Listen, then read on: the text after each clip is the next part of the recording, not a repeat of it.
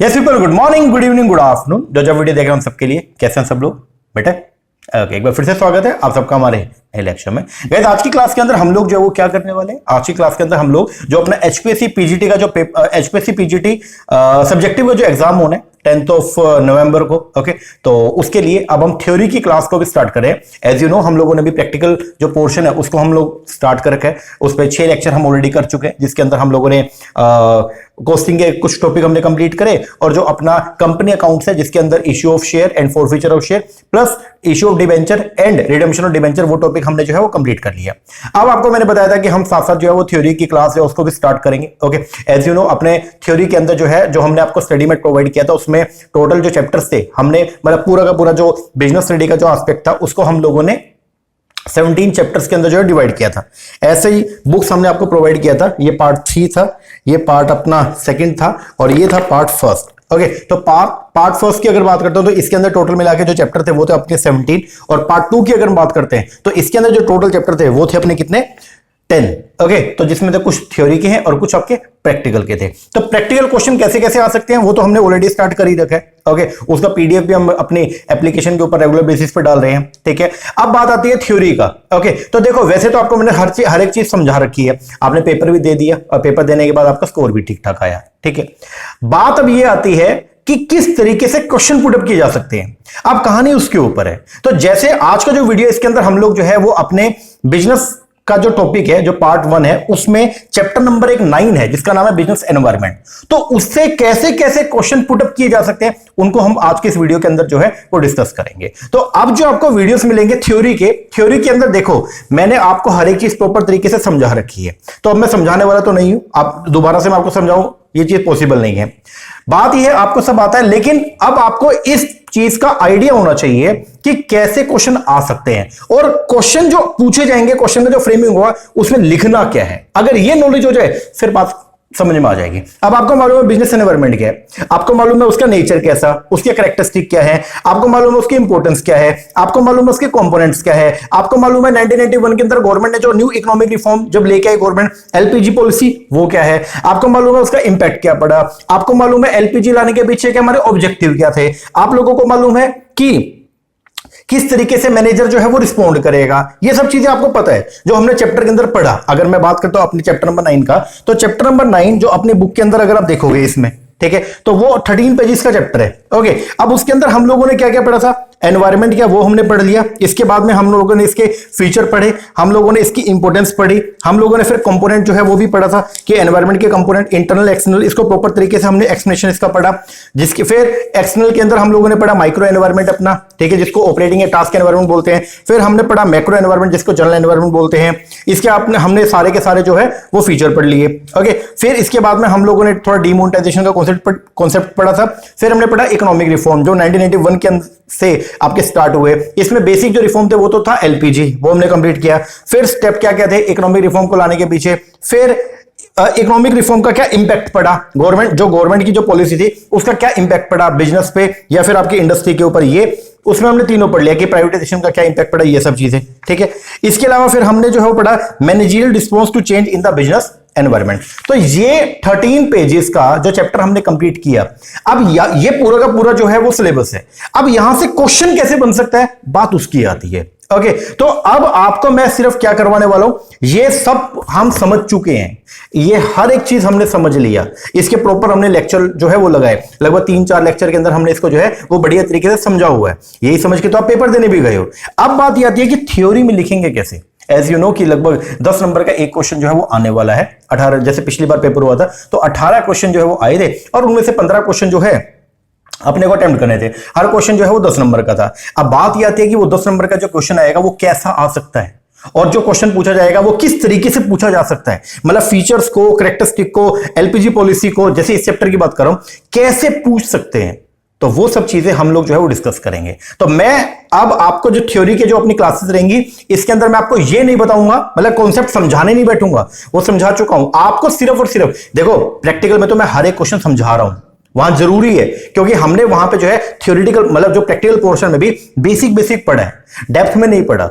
ठीक है ना।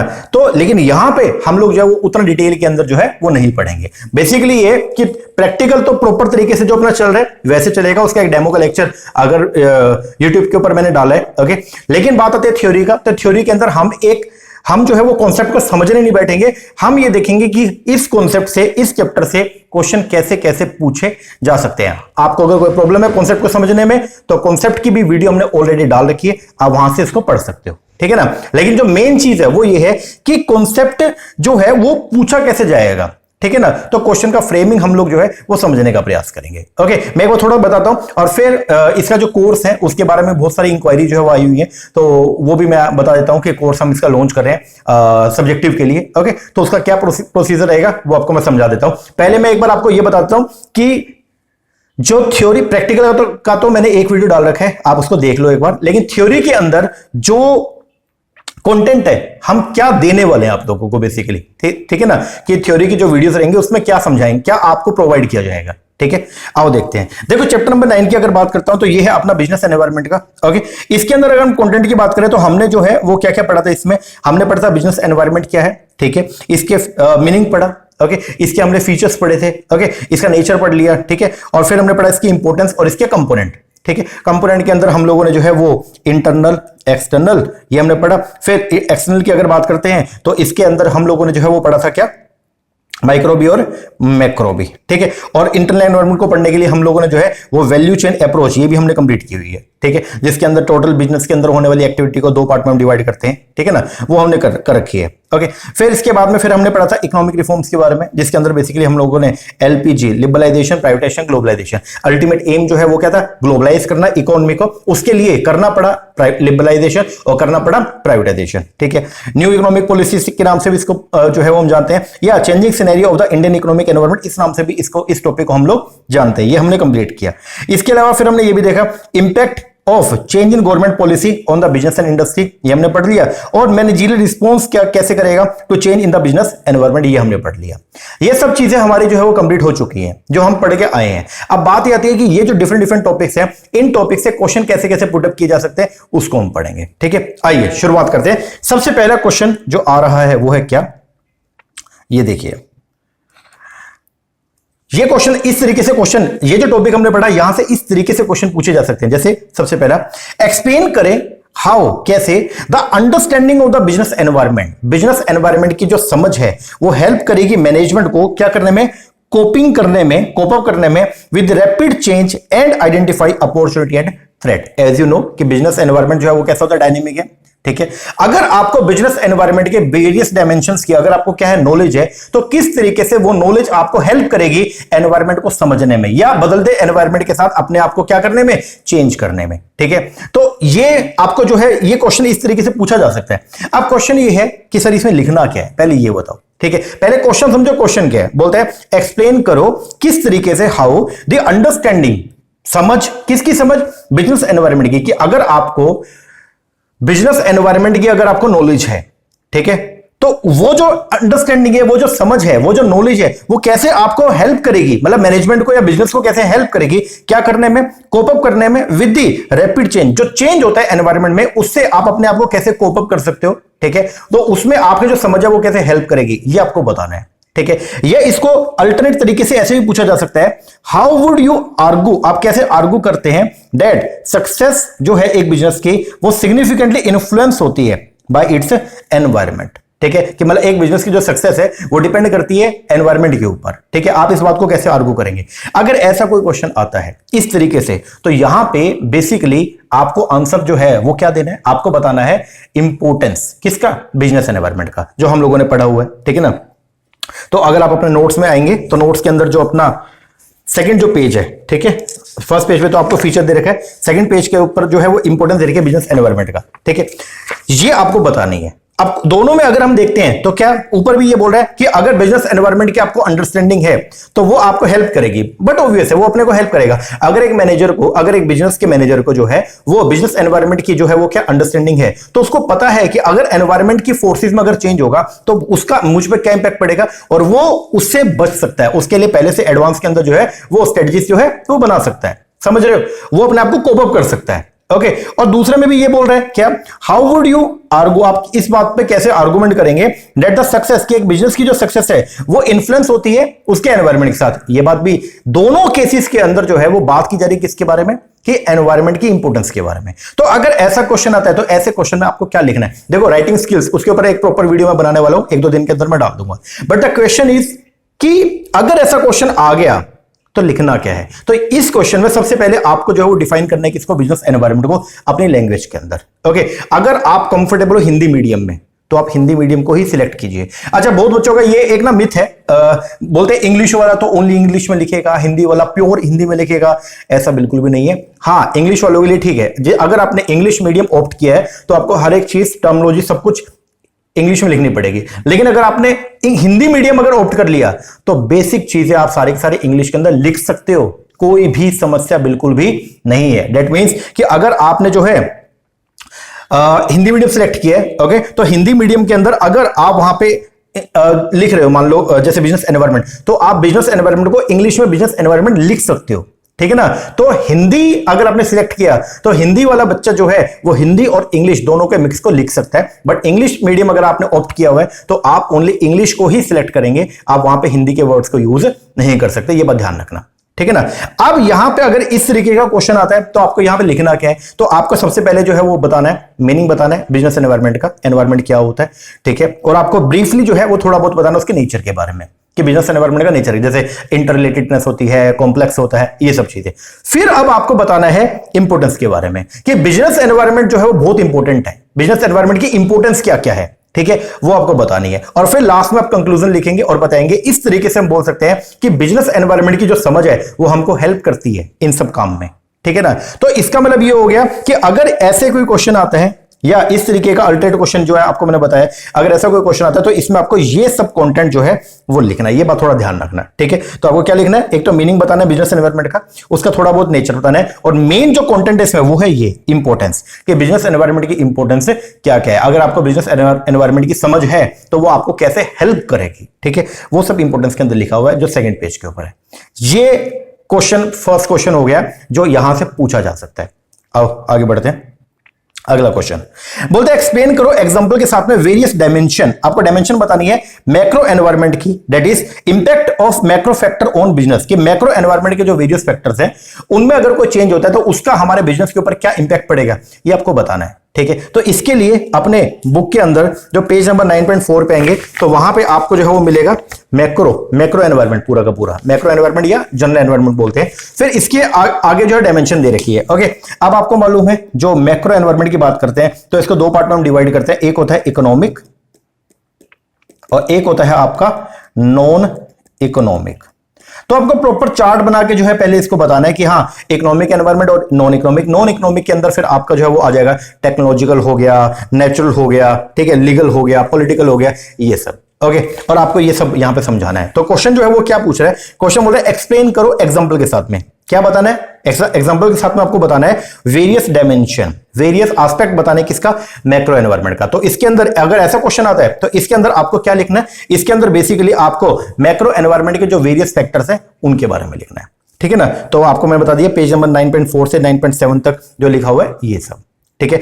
बाकी जो बच्चे ध्यान देना, जिन बच्चों के पास मेरी बुक्स हैं उन्हें तो कोई दिक्कत नहीं है, जिन बच्चों के पास बुक्स नहीं है और जो सब्जेक्टिव की तैयारी करे और जिन्होंने मेरे से बैच लिया है, तो मैं आपको एक बात बोल दूं, मैं ये उम्मीद कर रहा हूं कि कंटेंट तो आपके पास में होगा, ठीक है ना, क्योंकि बैच के अंदर मैं प्रैक्टिकल का तो आपको सारी पीडीएफ प्रोवाइड करूंगा, बट थ्योरी में मैं आपकी हेल्प कर सकता हूं सिर्फ क्वेश्चंस में, ठीक है ना। जो अंदर का जो इसमें मटेरियल है वो जो आपने पढ़ा है ना उसी को ही पढ़ के जाना, अलग से पढ़ने की जरूरत नहीं है, ठीक है ना। मतलब ये है कि जब आप स्क्रीनिंग की तैयारी कर रहे थे तो उस टाइम पे आपने जो भी जिस भी टीचर से आपने पढ़ा या अगर आपने सेल्फ स्टडी किया तो जो भी कंटेंट आपने वहां पे रेफर किया था ना उसी कंटेंट को यूज करना, क्योंकि उसको पढ़ने में आपको सहूलियत रहेगा। अब अगर नया कंटेंट पे अगर आप शिफ्ट करोगे तो बड़ी प्रॉब्लम होगी, ठीक है ना। तो मैं आपको ये बोल रहा हूं कि अगर आप हमारा सब्जेक्टिव का अगर बैच आपने लिया है तो उसके लिए आप बस ये बात हमेशा याद रखना कि थ्योरी में मैं आपको सिर्फ गाइडेंस प्रोवाइड कर रहा हूं क्वेश्चंस के बारे में, जो अंदर का कंटेंट है, जो स्टडी मैट है,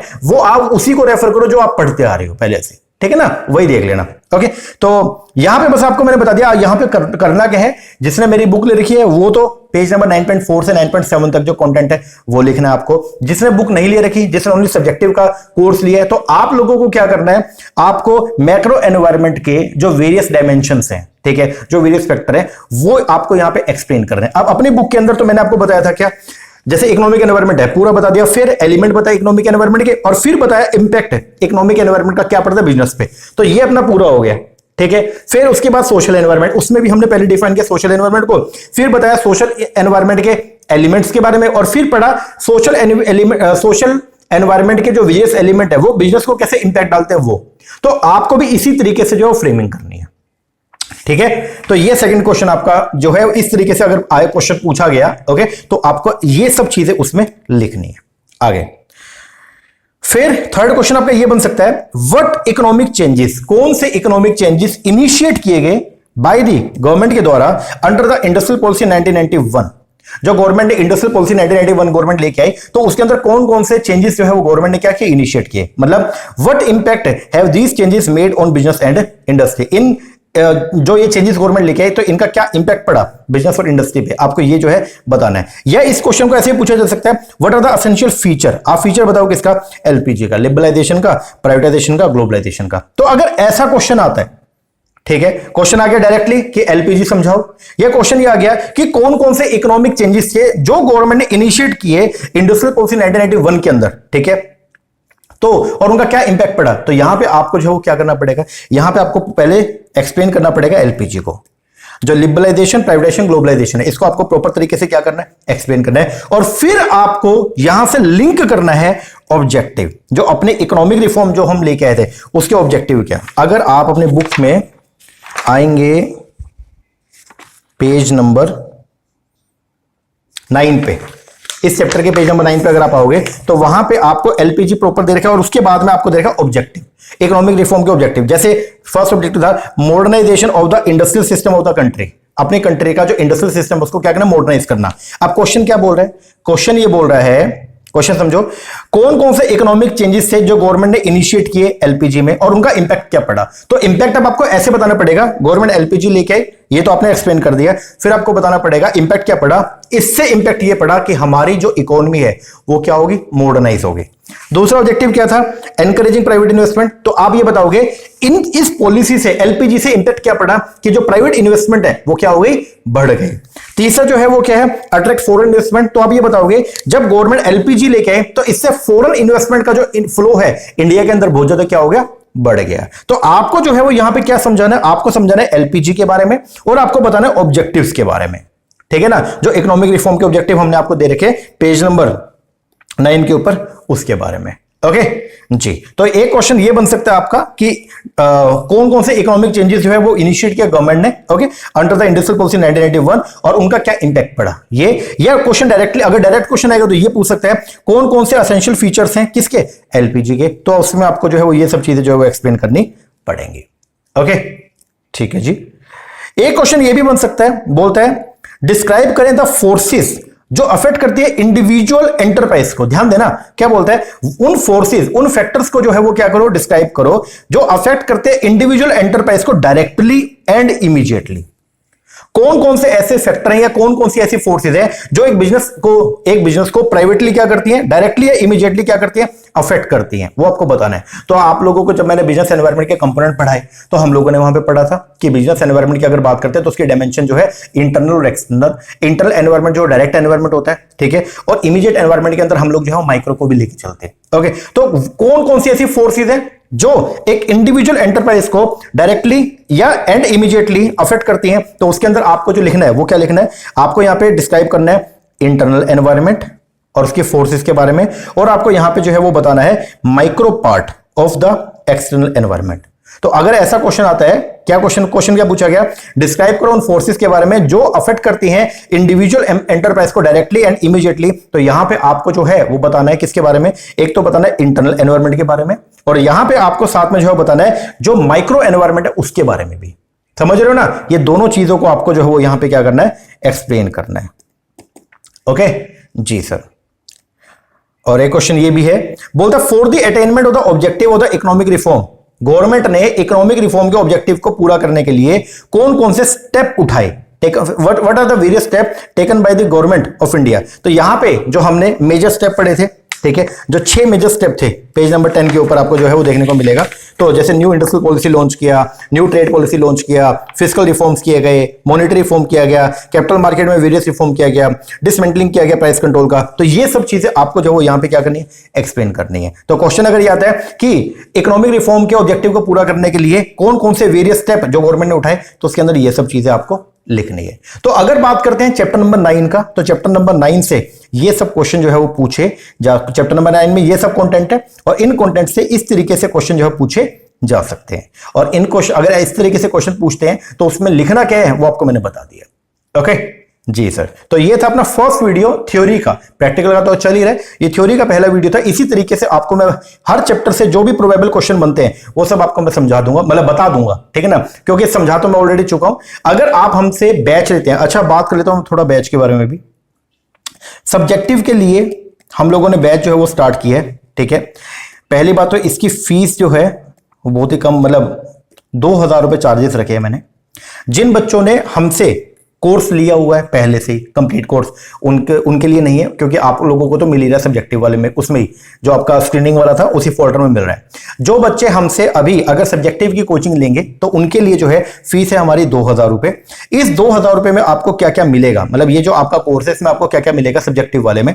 इसके अंदर हम आपको कंटेंट कुछ भी प्रोवाइड नहीं करेंगे थ्योरी का। प्रैक्टिकल की जो मैं आपको हर एक लेक्चर का पीडीएफ प्रोवाइड करूंगा, ठीक है ना। ध्यान देना, जो थ्योरी है उसमें तो आपको मैं सिर्फ बताऊंगा क्वेश्चंस के बारे में, क्योंकि समझाने का तो अभी इसमें कोई चीज है नहीं, क्योंकि ऑलरेडी हम समझ चुके हैं, ठीक है। तो जैसे यहां पे मैंने आपको क्वेश्चन दिखाए, इसी तरीके से हर चैप्टर से मैं आपको क्वेश्चन बता दूंगा, कैसे कैसे क्वेश्चन पूछे जा सकते हैं और उसके अंदर आपको लिखना क्या है। इन सब चीजों के बारे में आपको असिस्टेंस प्रोवाइड करूंगा। दूसरा प्रैक्टिकल, जैसे मैंने एक वीडियो डाला था, आपने अगर नहीं देखा तो एक बार देख लेना। प्रैक्टिकल का मैंने एक वीडियो डाला है, उसके अंदर मैंने बताया है, ठीक है, क्वेश्चंस में हमने करे थे, ब्रेक इन पॉइंट के हमने क्वेश्चन किए थे वहां पे, ठीक है। तो उन क्वेश्चन को आप देख लेना, उस तरीके से वो पूरा का पूरा पीडीएफ में आपको प्रोवाइड करवाऊंगा, ठीक है ना। तो प्रैक्टिकल के जो क्वेश्चंस हैं इनकी आपको प्रॉपर पीडीएफ जो है वो मैं प्रोवाइड करवाऊंगा, ओके। और थ्योरी के अंदर मैं आपको ओनली क्वेश्चन क्या क्या बन सकते हैं वो प्रोवाइड करवा दूंगा। हाँ, मैं आपको इसके साथ में पूरी एक्सप्लेनेशन वीडियो भी प्रोवाइड करवा रहा हूं, ठीक है। हर चैप्टर की जो 17 चैप्टर हैं थ्योरी के और 10 चैप्टर प्रैक्टिकल के, इनकी पूरी एक्सप्लेनेशन वीडियो भी आपको मैं प्रोवाइड करवा रहा हूं। तो अगर आपको किसी चैप्टर में कोई प्रॉब्लम है तो आप वो वीडियो लगा सकते हो। जैसे एनवायरमेंट की अगर बात करता हूं तो इस पे लगभग 3 लेक्चर हमने लगाए थे, तो वो लेक्चर्स भी आपको मिलेंगे, उनका एक्सेस भी आपको मिलेगा। अगर किसी बच्चे को प्रॉब्लम है किसी पर्टिकुलर चैप्टर में तो आप वहां से उसको देख सकते हो, ठीक है ना। लेकिन कंटेंट आपको नहीं मिलेगा इसका, ठीक है। कंटेंट के तौर पे आपको जो मिलेगा वो सिर्फ क्या मिलेगा, जो प्रैक्टिकल क्वेश्चंस मैं आपको करवा रहा हूं इनकी पीडीएफ में आपको प्रोवाइड करवाऊंगा, ठीक है। तो 2000 रुपए का ये कोर्स जो है वो हम लॉन्च करें, इसका फीस हमने 2000 रखा है। और इसके अंदर हम लोग जो है वो हर चैप्टर जो 17 आपके थ्योरी के चैप्टर हैं इनके जो क्वेश्चंस हैं वो हम आपको प्रोवाइड करवाएंगे। जैसे एनवायरमेंट के हमने लगभग 5-6 क्वेश्चन आज हमने देखे, इस तरीके से हर चैप्टर से क्या क्या क्वेश्चन आ सकते हैं वो देंगे। हाँ, थ्योरी जो है प्रैक्टिकल जो है वो मैं आपको पूरा का पूरा समझा दूंगा, ओके। तो प्रैक्टिकल का अपना चल ही रहा है, ठीक है। तो उस तरीके से आपको हर एक चीज जो है प्रॉपर वे के अंदर आपको मिल जाएगी, ठीक है ना। तो ये थोड़ा इंफॉर्मेशन था जो आप लोगों को प्रोवाइड करना था, ओके। तो इसको एक बार आप देख लेना। इससे पहले हम लोगों ने वैसे ना स्क्रीनिंग के लिए हमने वो शुरू किया था, क्या बोलते हैं, एमसीक्यूज का कोर्स हमने लॉन्च किया था, उसका बहुत जबरदस्त रिस्पॉन्स आया और काफी क्वेश्चन डायरेक्टली भी जो है वहां से आए थे, ओके। तो वही चीज है, अगर आपको लगता है कि देखो अगर आपने पहले अच्छे से तैयारी कर रखी है फिर तो कोर्स लेने का कोई बेनिफिट नहीं है, ठीक है। अगर आपने पहले से कहीं से पढ़ा हुआ है, ठीक है, या आप कहीं से कोचिंग ले रहे हैं तो आप उसी टीचर के ऊपर रिलाई करें और अपना चलने दो इसको, ठीक है। लेकिन अगर मान लो आपको लगता है कि नहीं इन क्वेश्चन से आपको हेल्प मिल सकती है, ठीक है, तो फिर भाई 2000 फीस है, ज्यादा भी फीस हमने नहीं रखी है, ओके। तो आप ये पे करके जो है वो कोर्स आप ले सकते हैं, ठीक है ना। आपको वैसे मैंने बता दिया कि क्या क्या प्रोवाइड होगा, इसके अलावा और कुछ नहीं मिलेगा। मैं पहले बोल रहा हूं थ्योरी के अंदर आपको सिर्फ मैं क्वेश्चंस प्रोवाइड करवाऊंगा और बता दूंगा इसमें लिखना क्या है। जो कंटेंट होगा वो आपके पास में है, जो मेरे स्टूडेंट है उनके पास तो प्रॉपर बुक्स ही है, जो मेरे स्टूडेंट नहीं है उनके पास में आप लोगों ने भी पहले पढ़ा हुआ है, ठीक है। तो जो कंटेंट आपके पास में है आप उसी को लिख के आना बढ़िया तरीके से। मैं आपको फ्रेमिंग समझा दूंगा, क्वेश्चंस का आंसर क्या लिखना वो बता दूंगा। प्रैक्टिकल के अंदर मैं आपको पूरा समझाऊंगा कि हाँ प्रैक्टिकल क्वेश्चन जो है वो कैसे कैसे आएंगे और उसमें लिखना क्या होता है, ठीक है ना। तो ये कुछ इंफॉर्मेशन था आपको प्रोवाइड करा था। और आज हम लोगों ने जो है वो क्या पढ़ा, चैप्टर नंबर 9 के बारे में पढ़ा, बिजनेस एनवायरनमेंट का। तो वहां से कैसे कैसे क्वेश्चन पूछे जा सकते हैं ये हमने जो है वो देख लिया। ओके, बाकी ये वीडियो जो है मैं अपनी एप्लीकेशन के ऊपर भी फ्री रखवा दूंगा। ओके, तो और इसका पीडीएफ भी डलवा दूंगा। ओके, तो अगर आप ये भी देखना चाहते हैं तो वहां पे भी आप देख सकते हो। हमारी मोबाइल एप्लीकेशन है मोहित शर्मा क्लासेस के नेम से, उसका लिंक आपको डिस्क्रिप्शन के अंदर मिल जाएगा, उसको आप डाउनलोड कर लीजिए। वहां पे ये कोर्स जो है वो आपको देखने को मिलेगा सब्जेक्टिव का। और चार्जेस आपको मैंने इसमें बता दिया, ये नॉन नेगोशिएबल है, इसमें कोई भी जो है वो डिस्काउंट नहीं है, आफ्टर डिस्काउंट ही है। ठीक है ना। तो अगर आप इंटरेस्टेड है तो नीचे नंबर है, इस पर कॉल करके आपको इंक्वायरी अगर चाहते हैं तो इंक्वायरी भी कर सकते हैं। बाकी क्या क्या हम प्रोवाइड करेंगे वो आपको मैंने ऑलरेडी बता दिया। ठीक है ना। चलो, ये अपने आज हमने जो है वो पढ़ा चैप्टर नंबर 9 के बारे में, और उससे कैसे कैसे क्वेश्चन आ सकते हैं उनके बारे में। इसको एक बार आप देख लेना। ओके, और पढ़ना शुरू कर दो, लर्न करना शुरू कर दो कॉन्सेप्ट्स को। ठीक है ना। और अब मिलते हैं नेक्स्ट वीडियो में, और नए चैप्टर को हम लोग जो है वो स्टार्ट करेंगे। तब तक के लिए थैंक यू वेरी मच।